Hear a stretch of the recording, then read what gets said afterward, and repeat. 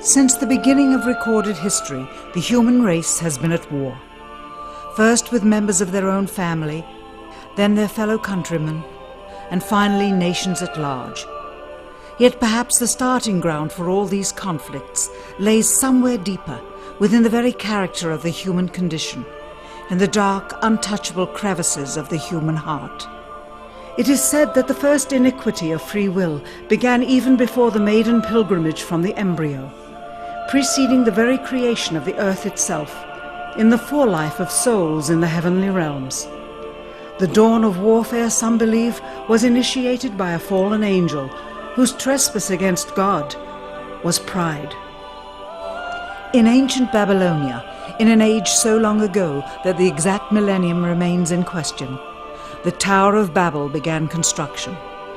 It was to be the single greatest achievement of the human race.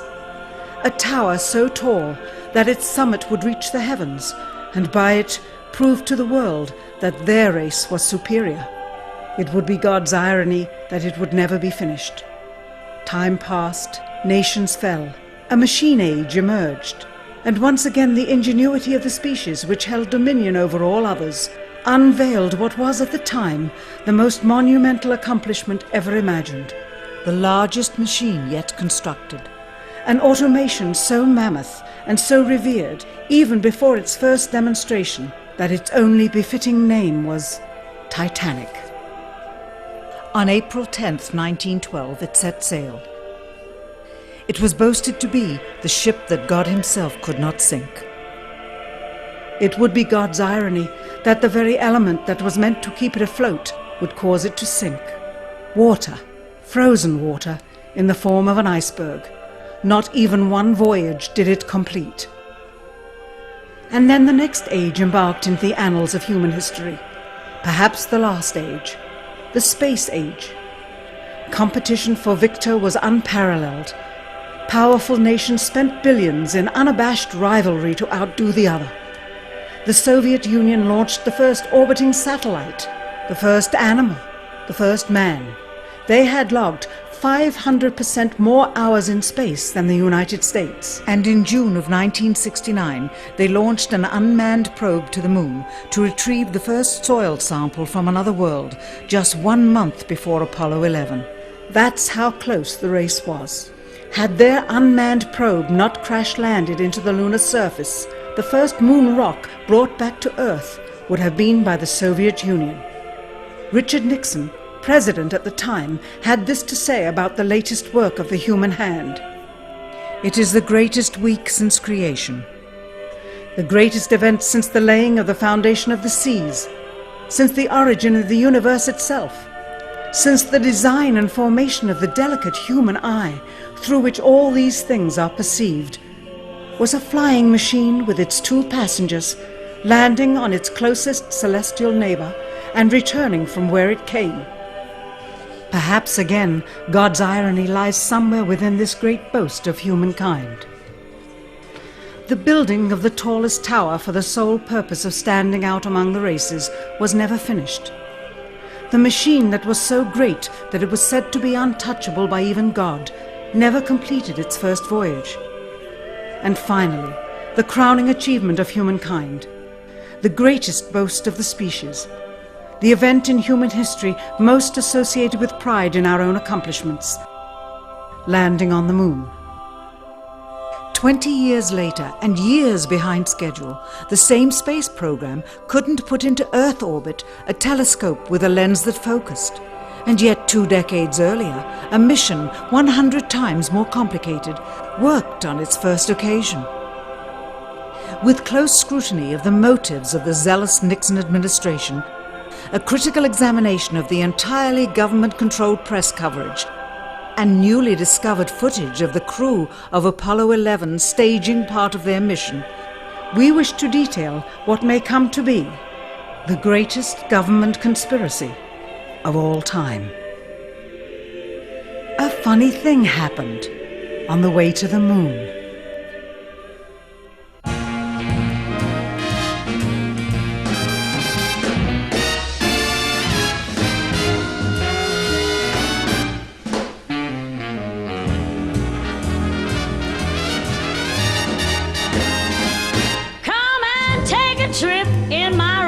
ship. We'll have a lovely afternoon, kiss the world goodbye, and away we'll fly. Destination moon. We'll travel fast as a light till we're out of sight. The earth will be like a toy balloon. Oh, what a thrill you'll get riding on my jet. A destination moon. Oh, we'll go up, up, up, up, straight to the moon we two. High in the starry blue. I'll be out of this world with you. So away we'll steal in my space mobile, a supersonic, a honeymoon. Leave your cares below, pull the switch, let's go. A destination moon.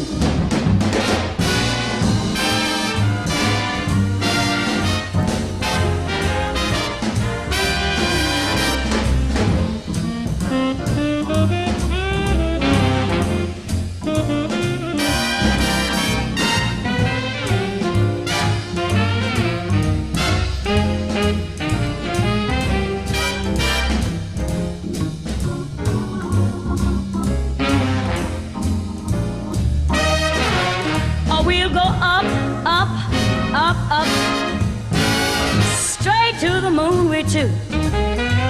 We'll be high in the starry blue. I'll be out of this world with you. So away we'll steal in my jet mobile, a supersonic, a honeymoon. Leave your cares below, pull that switch, let's go. Destination. We're flying high up in the sky. Destination moon.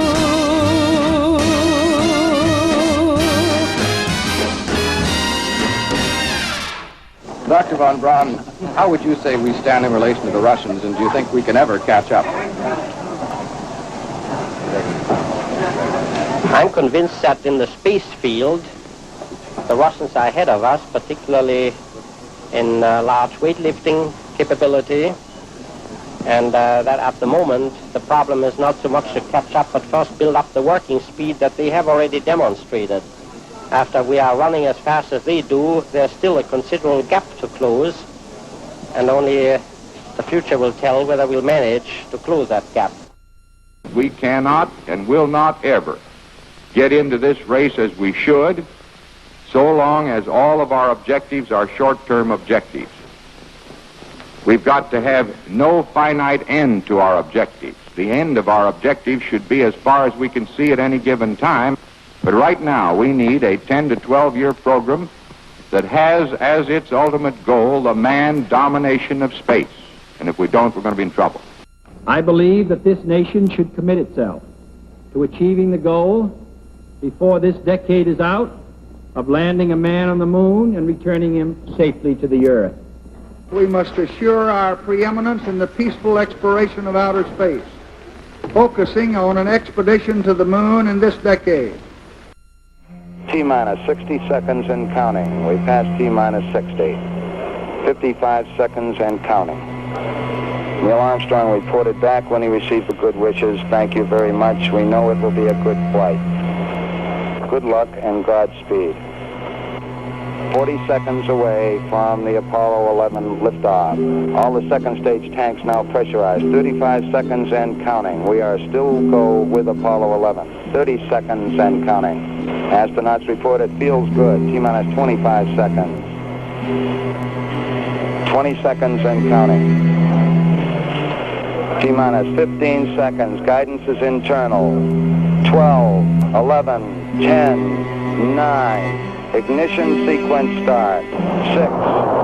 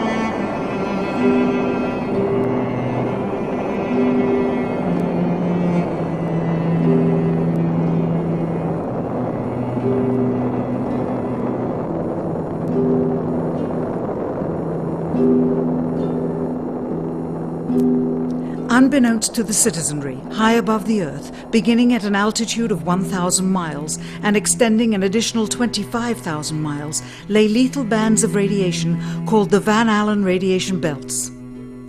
Every space mission in history with humans on board, from both the United States and Soviet Union, from the first in 1961 to the present, has been well below this deadly radiation field. Mercury, Gemini, Soyuz, Skylab, the Space Shuttle, all maintained altitudes well below 1,000 miles.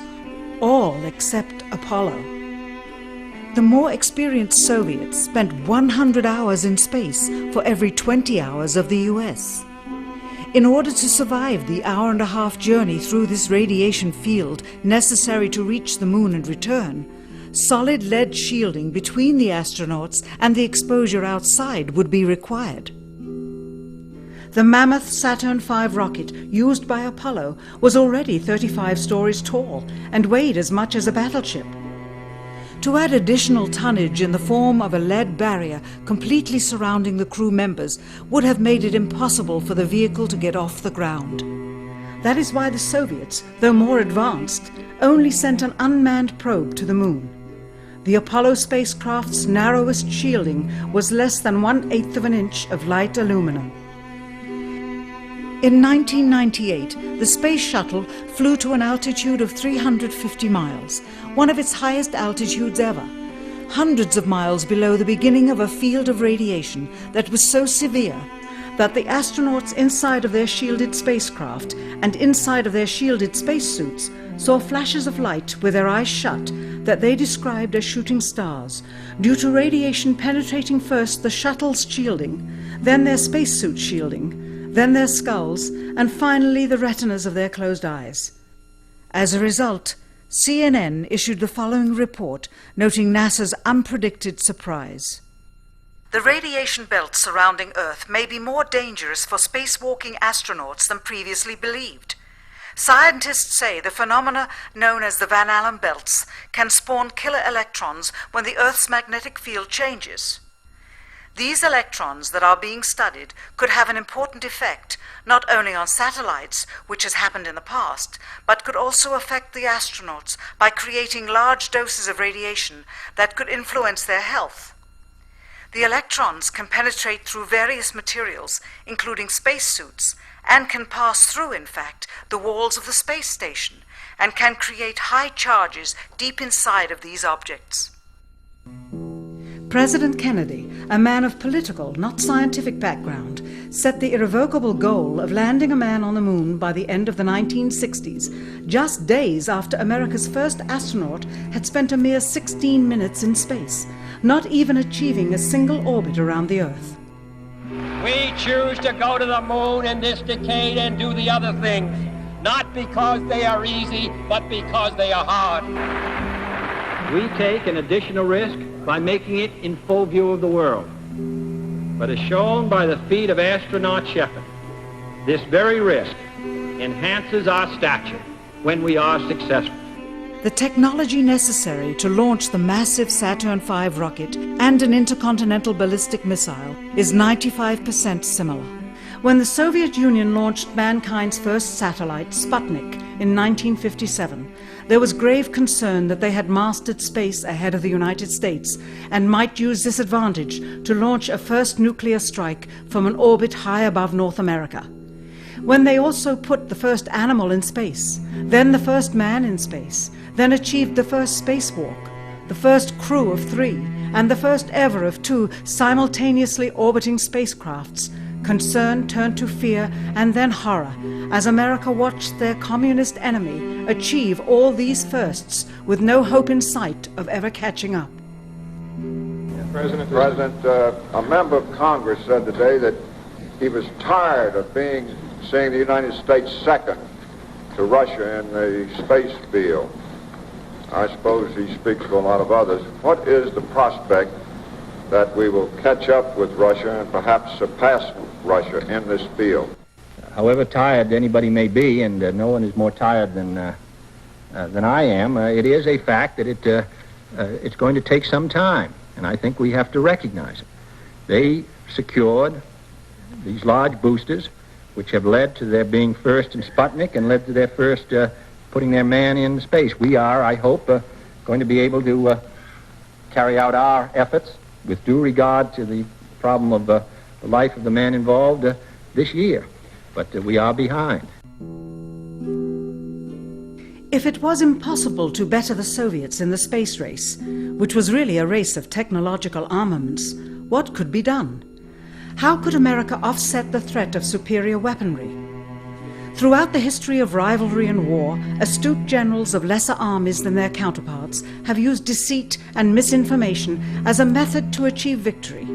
In World War II, for example, columns of inflatable tanks were placed at locations afar from Normandy to draw German forces away from the real location of invasion. The Star Wars missile defense program rigged tests to make it seem more advanced than it really was. That's the conclusion of the General Accounting Office. The aim was to fool the Soviet Union about US military readiness during the Cold War.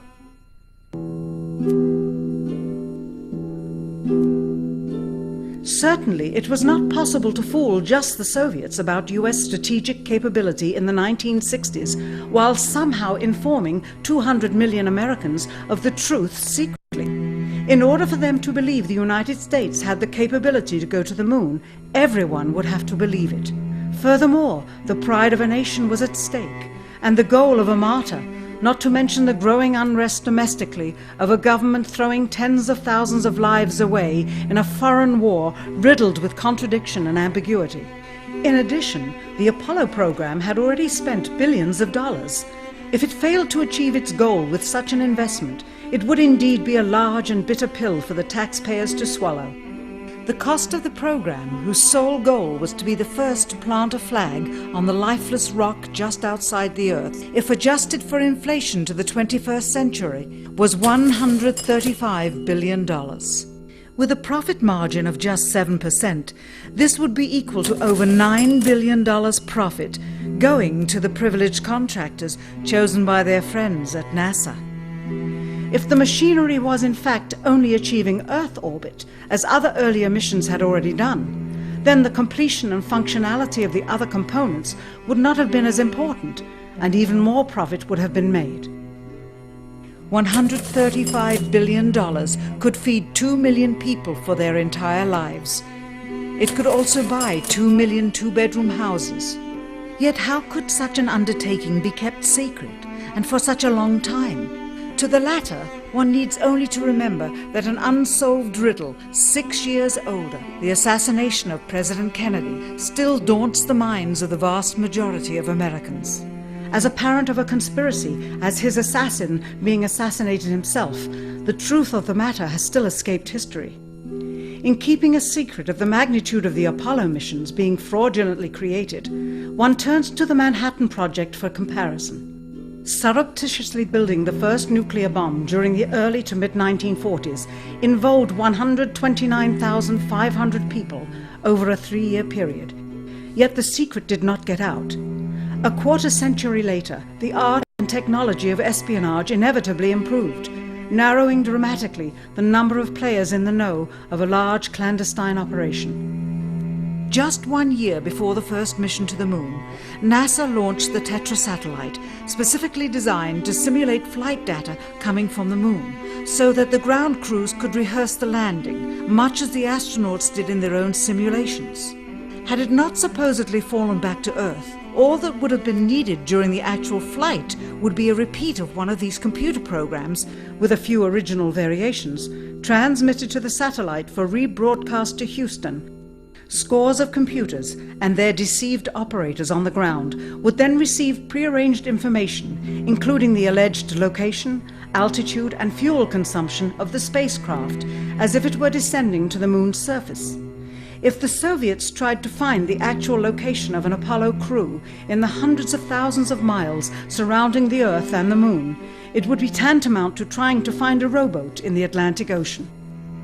The fact that the Apollo program was so departmentalized, with various construction and test sites around the country, meant that only a few people saw the whole picture.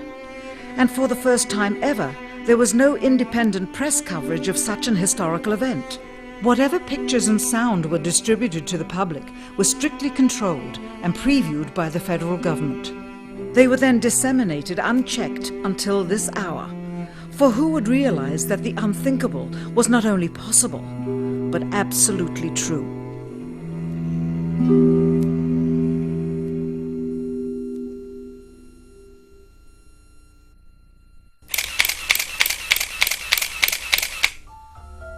And what of the photographs? What do they tell us? On 3 separate occasions, our office asked NASA's Public Relations Department for every single picture of an astronaut on the surface of the Moon, just during the maiden voyage of Apollo 11. Many duplicates were sent. In all, fewer than 20 pictures were found, including first-hand investigation on site at the agency's vaulted archives. Quite surprising, considering the historical significance of the event. These very photographs are the same ones circulated year after year on anniversary commemorations. It is estimated that in just the first 60 minutes on the Moon, motivated by the tenuous nature of the circumstances, many more exposures could have been expediently taken. Also surprising is the scarcity of photographs of the mission's chief pioneer, Neil Armstrong. The greatest achievement in human history, and of the man whose first step echoed around the world, dawning a new age of scientific enlightenment, there is only one full-body picture of him on the Moon, besides this ghostly reflection. This one, taken by an automatic camera mounted on the side of the lunar module. Perhaps he feared liability, should the whole conundrum later become unraveled. Perhaps he has forgotten that he attested to the authenticity of the event with his signature on this plaque engraved by the federal government. In fact, in the more than 30 years since the event, aside from NASA's initial press conference and the occasional brief anniversary remarks where few questions were permitted, he has never given one on-camera interview to anyone, ever. From an analytical standpoint, photographic anomalies have to be sought out with an understanding of lighting and shadows. The most straightforward is simple. When objects are lit solely by the sun, as all the scenes on the Moon were said to be, after all, lighting equipment was not only impractical, it was unnecessary in bright sunlight, then all shadows, regardless of the landscape, will run parallel with one another and never intersect, as shown by this example. In these seldom-seen photographs, obtained from a rarely used auxiliary NASA archival site, it is clear that these scenes were lit with artificial light.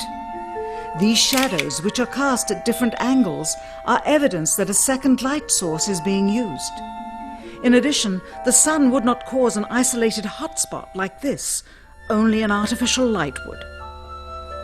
Again, intersecting shadows and another hotspot. And again. And again. It is simply impossible for this picture to have been taken with sunlight on the Moon. Here, the shadows are shown to be as black as pitch. And yet here, completely in a shadow, the astronaut is lit up like a Christmas tree. How can this be? Or this, on the shadow side of the lunar module. In this magnification of an Apollo photograph, a rock, very likely a papier-mâché prop because of the crease here, is categorized with the letter C. In later releases of the same picture, the letter is gone, probably airbrushed out.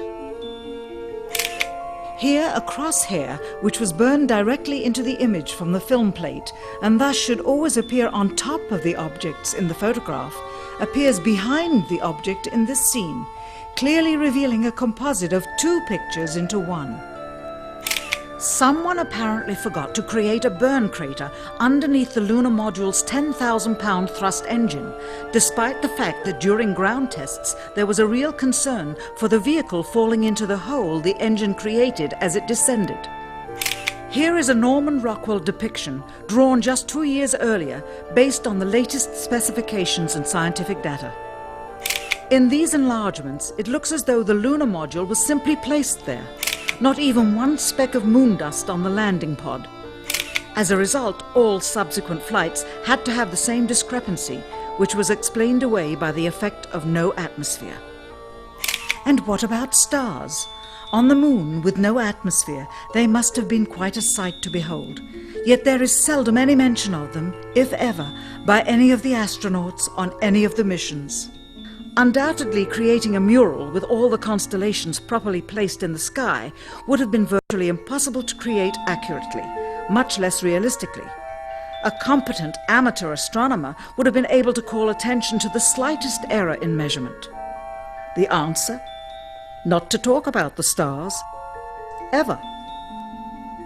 In their post-flight press conference, it was the only question to which Neil Armstrong responded with an absence of memory. When you looked up at the sky, could you actually see the stars and the solar corona in spite of the glare? We were never able to see stars from the lunar surface or on the daylight side of the moon by eye without looking through the optics.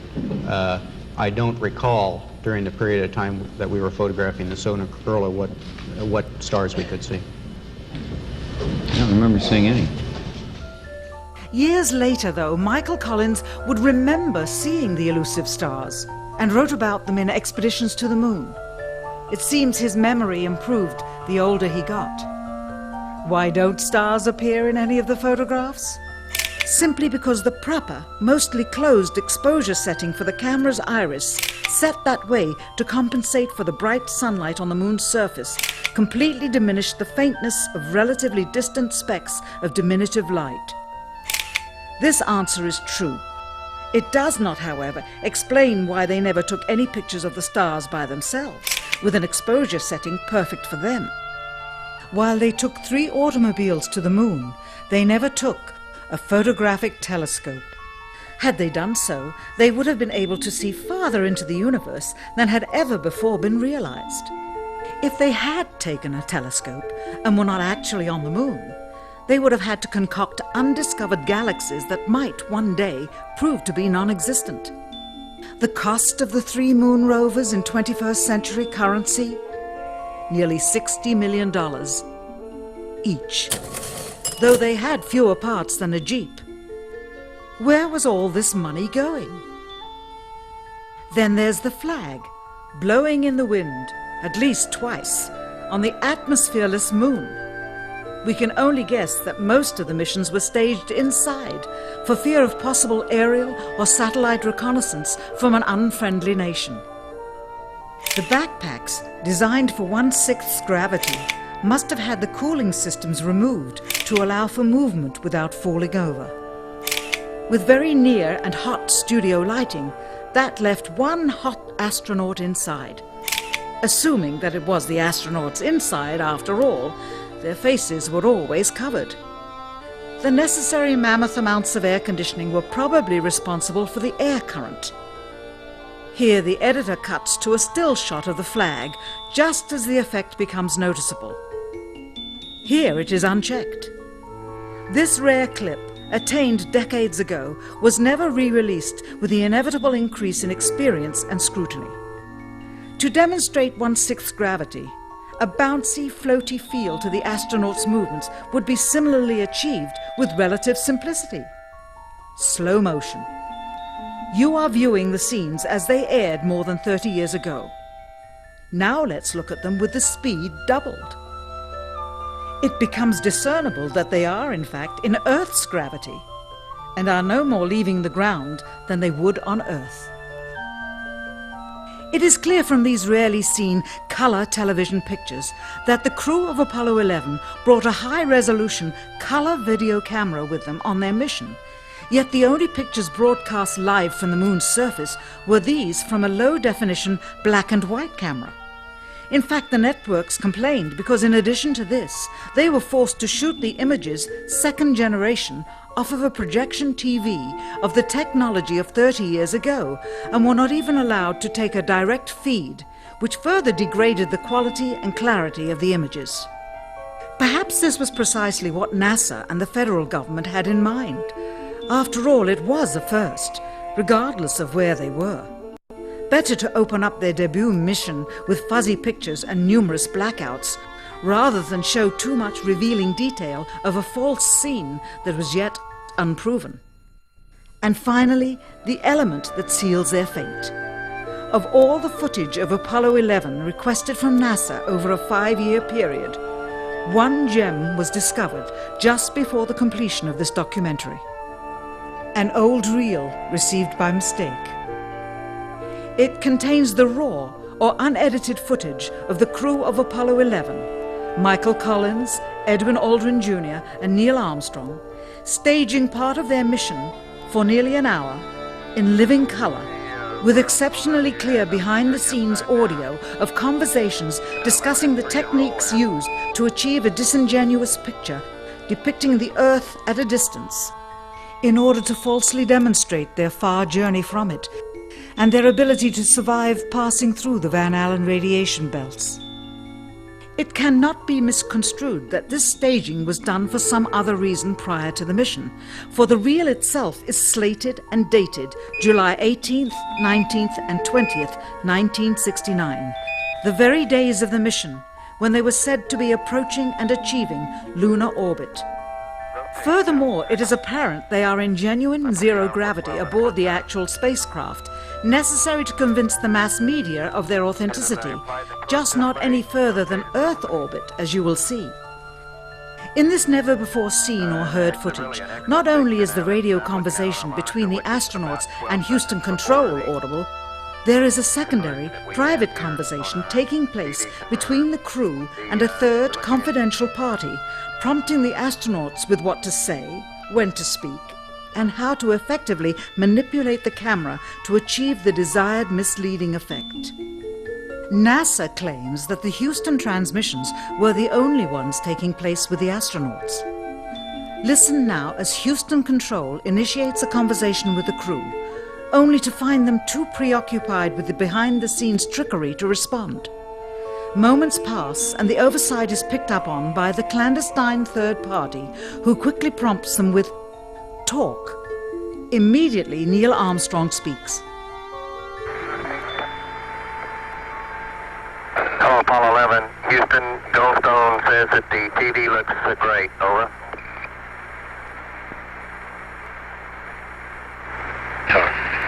Okay, Roger. We're mapping in on Earth.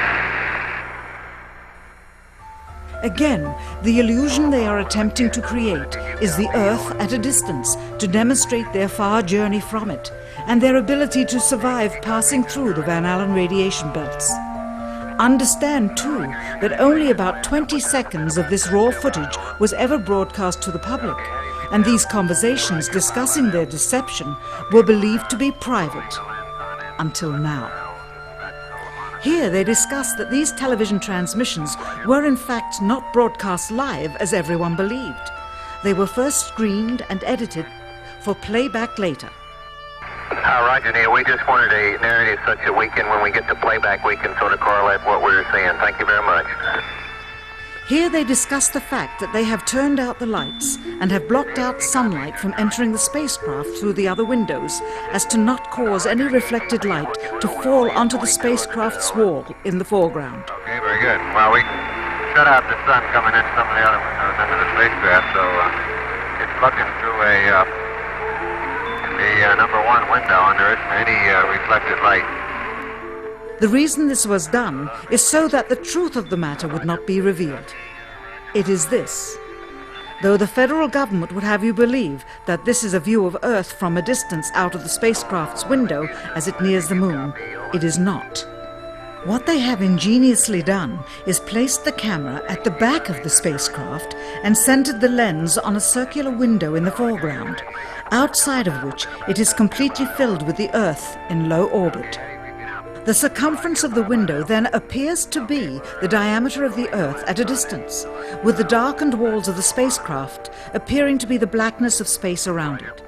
That is why they wanted the interior dark and blocked out the sun from entering through the other windows. Here you can see the extruded window, probably 2 inches thick at the bottom. This is because the Earth's shine is coming in at a downward angle. It also causes the Earth to appear to be an irregularly shaped circle, for you are seeing the outside of the window at the bottom and the inside of the window at the top, which together form 2 different sized halves of a circle. Subsequently, this take was never used. As they perfected the shot, a crescent-shaped piece of black material was inset slightly into the window to create the illusion of the Earth's terminator line dividing night and day. It is uncannily convincing. During this segment, intended to be edited and played back later for the worldwide television audience, dated July 18, 1969, Neil Armstrong condemns himself as he states that he is 130,000 miles out, or halfway to the moon, as the NASA flight log also states on this date, when he is in reality in low Earth orbit of a few hundred miles. Roger, Houston, Apollo 11. Calling in from about 130,000 miles out. Here, during another segment, also intended to air after review, Neil Armstrong falsely explains to the viewers how the shot is attained by putting the camera's lens to the window's glass, as it would have to be if they were the claimed distance away from the Earth. We only have one window that has a view of the Earth, and it's filled up with a TV camera. If the window was completely filled up with a TV camera, as he stated, then an astronaut's arm would not be able to get between the camera and the window, as it obviously does here in this outtake. South America becomes invisible just off beyond the terminator or inside the shadow. You can also notice how the astronaut operating the camera reacted to the mistake by attempting to pan away from it. Blue gas, see white bands of major cloud formations across the Earth. This is a segment that they believed wasn't even being recorded, much less suitable for broadcast, for the lens was being zoomed out and the scene was being changed to that of an interior of the astronauts at work, and apparently the stop button popped back up on the recorder without notice.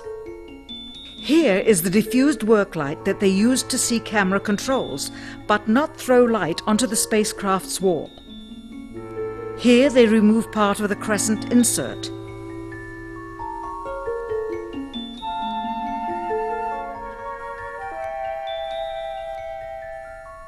Finally, the iris is opened up and you can see the real location of the camera and the very bright and near Earth out the window. Here is the slate for the 19th of July, and the same shot of trickery on the 19th of July, and then the 20th, and the same misleading shot on the 20th. Later that evening, they were said to be walking on the moon. How can this be when they were in Earth orbit only 9 hours earlier, and the moon is some 3 days' journey away? Furthermore, if they genuinely went to the moon, why would they be faking any part of it? Why this trickery with the window? By faking being halfway to the moon, it becomes apparent that they did so because they could not even go halfway. It thus confirms that the stumbling block to their success was the lethal radiation of the Van Allen radiation belts. Since the same equipment was used on the subsequent missions in the 40 months that followed, none of them could have gone to the moon. They only increased their proficiency at staging them.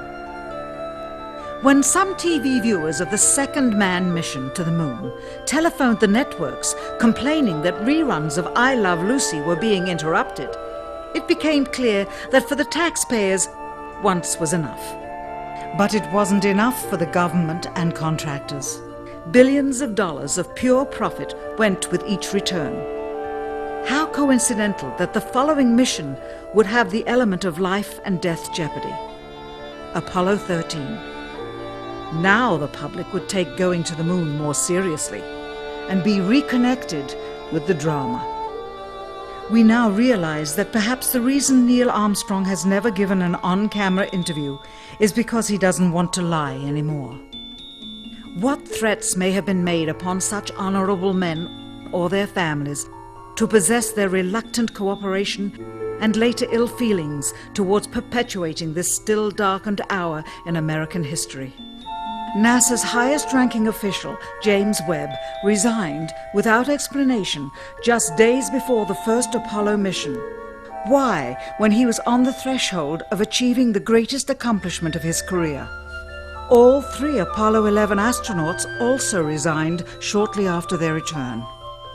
On the 25th anniversary of the event in 1994, Neil Armstrong made a rare public appearance and held back tears as he spoke these brief cryptic remarks before the next generation of taxpayers as they toured the White House.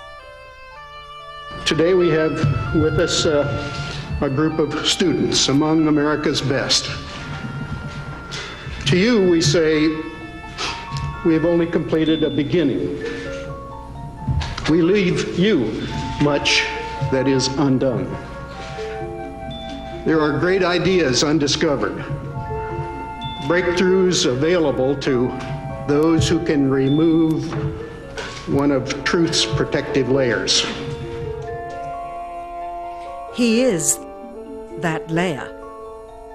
Perhaps someday soon, with the uncovering of this footage and its meaning, the true patriots of America will rise up or come forward and free the citizens and themselves from the sin that so easily entangles and from a federal government that needs to have the gangrene cut off.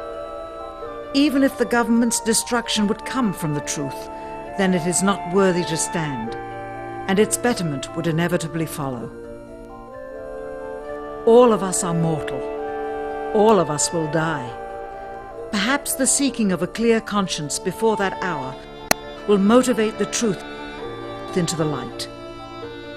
Perhaps as citizens we should offer amnesty for this and other crimes of history, for facts from those involved, before the truth perishes with them.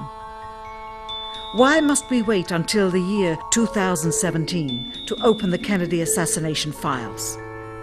Perhaps they will not even be opened then, for the law that reluctantly stipulates their release says so with this clause, quote, with the exception of documents certified for continued postponement by the President.